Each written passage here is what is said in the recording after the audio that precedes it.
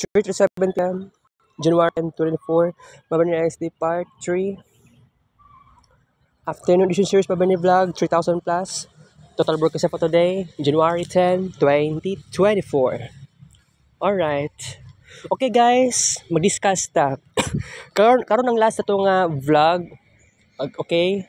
Kagabi, wala man ko nag-vlog gabi, wala ko nag-vlog gabi guys, kay basta di na ako mag-tell. Mabora po kay na reason. Di ko gusto mag-vlog. Pero sige lang, okay lang, wala ko mahimo. Sa karon, mag-vlog ko, bawi ko karon, okay? So, nakuingon sa inyo ha guys, this is very important no na I wanna give you great awareness, no? Pero by the way, katong ipabuhat ni Ma'am Ging sa ako, nagpasa na ko ganiha. Paspas na pud kaayo pero gikuan na pud na ako katong sa worksheet 4 maghimo og news about sa paglansang sa krus si Jesus Christ. Naghimo ko kuan news pero ang tinuod dato kay nag-search lang ko fact about sa crucifixion ni Jesus Christ. Pero ang style ato is newspaper article. Pero by the way, katong sa worksheet 3 maghimo og tula. Nakalimot ko sa worksheet 2 unsa tong gibuhat na ako ato. Basta kuan guys, nahuman ako ato. Pero dili perminti mag-online si Ma'am Ging. I don't know asa siya nagpuyo karon. Siguro sa Davao City gyapon siya nagpuyo pero sa bukid-bukid dili man siya perminti online. Di ako makatawa kay ang older generation dili sila pareha sa akong ka-generation ako no kay perminti yun mag-online. Makatawa ko magunahuna guys. That's very crazy, right? Okay. So by the way guys, despite na hapit ng fiesta no, sa karon kay mingaw pa man gihapon, kay pinaka-timing mo timing na sila og January 15 ining mga deboto sa tibuok Davao City. Pero kagahapon wala ko na-expect gahapon na niadto ko gikan ko sa San Pedro gahapon. Gikan ko gahapon sa diri ana lugar, shrine. Attend po kog misa diri kagahapon. Paghuman sakay ko nibaklas na ko panaog antod sa ni tabok na ko antod sa ni sakay na kog jeep. Wala ko na-expect. Actually, traffic man. Sakay ko jeep na paadto sa San Pedro Cathedral. Oo, paadto po siya sa Agdao. Oo, dili siya paadto Grohas. So, despite na late ko ato gahapon paadto San Pedro Cathedral, sa tinuod lang guys.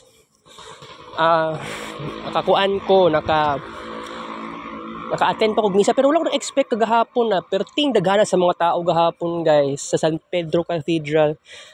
Hindi ako nakabalo na kuan di ay fiesta sa Nazareno. Wala ko na-expect na naapoy version sa Nazareno kagahapon sa San Pedro. Although naman Nazareno jud dito no. Pero it's very crazy. Actually, wala ko naka-expect ato jud na nangawat pa ganyan kung upat ka buok bulak sa San Pedro. Pan-display lang sa among balay. Wala man gud may altar sa Nazareno. Katong Santo Niño kay wala naman gud nakatago sa divider. Wala gud may altar personally. Oo. Okay. By the way, inguna ko sa inyo guys na kinilan sa tukutob no, 3 parts na sa tuang vlog karon. Pero kung mabitin ko sa discussion, imo na to ning 4 parts.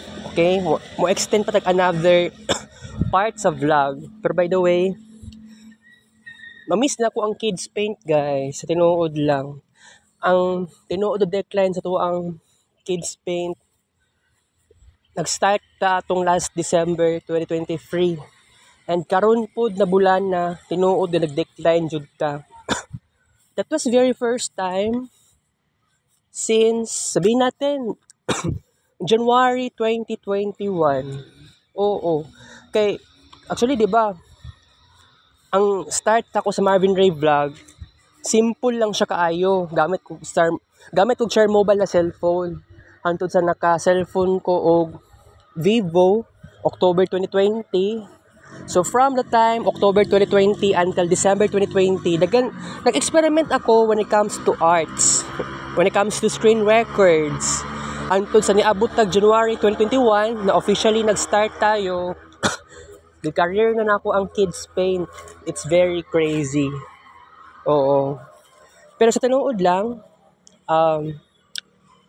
sa karon, actually, naglibog gani ko kung i-format ba na akong cellphone na ako na daan.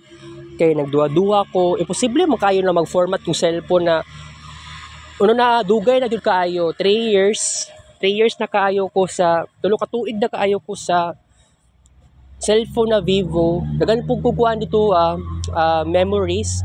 By the way, na ako yung cellphone, nagdala gani ko cellphone na daan na Vivo. Wala na ako on. Gipalong na ko ang cellphone na daan.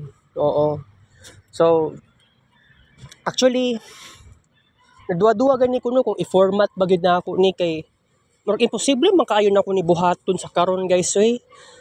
Kay kung may tabo na siya, first, ang pinakamaayong buhaton na to dira ipang screenshot, halimbawa sa application na ko nga Fast Notepad, siguro sabihin natin, tanan siguro na naka notes na ko dito sa Fast Notepad, ipang screenshot na ako.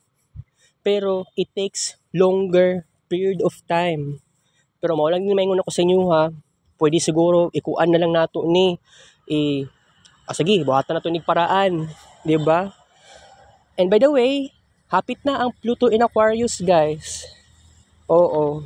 Kay last year, nag-Pluto in Aquarius ta. Pero, it seems like, napansin ako, frequently, during Pluto in Aquarius, more than 50% of Pluto in Aquarius last year, nagatulog kay Erwina. Diba, every night? Oo.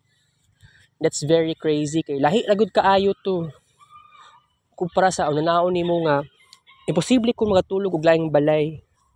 Pero isipon nimo guys, unsa kay next na may tabo sa Pluto in Aquarius, January 21, 2024. So that's very crazy, right? So bitaw, aware ako, pero isipon nimo guys, kining Pluto in Capricorn, grabe ang nostalgia, pero mas grabe ang boredom, grabe ang depression.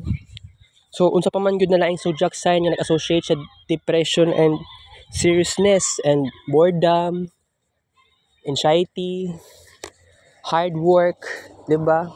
Extreme pessimism. So, Pluto in Capricorn is all about extremity of Capricornian energy. Pero, pag mag-Pluto in Aquarius we have to do something. Kaya pag uman sa Pluto in Aquarius, next sa Pluto in Pisces.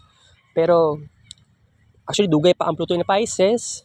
Sa karon, mag-focus sa unsa pa bay hapit-hapit na pagduol sa tuwa nga transit period of time. So, Pluto in Aquarius, karon na tuiga, sabihin natin mga talaka percent ni mga 70% Pluto in Aquarius, 30% Pluto in Capricorn.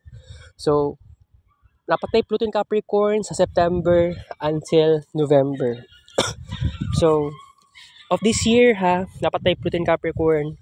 So, mag-Pluto in Aquarius January 21 up to September 1, September 2, September 3, 2024. So, last year, nag-Pluto in Capricorn tagbalik nasa month of June. It's very crazy. Okay guys, bitin man kaayo napatay part 4 bitin ka tong vlog karon. Thank you for watching video.